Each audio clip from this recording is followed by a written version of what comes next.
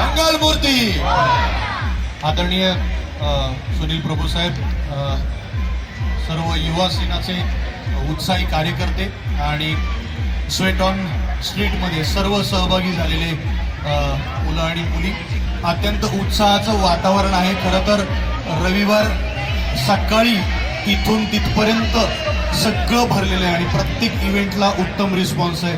So मला असं वाटतं की एकदा जोरदार टाळ्या सर्व आयोजकांसाठी आणि साहेबांसाठी झाल्या पाहिजेत.